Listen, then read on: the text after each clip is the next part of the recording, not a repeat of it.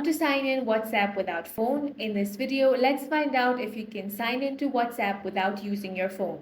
Now, you cannot directly sign into WhatsApp on a new device without using your phone number and SMS verification or a QR code scan from linked device. However, you can use a computer's web browser or secondary device to access WhatsApp after initially logging into your primary phone. So if you have already logged into your WhatsApp on a web browser or on your laptop, then you can simply access it from there. But if you haven't signed in, you will require a phone to verify.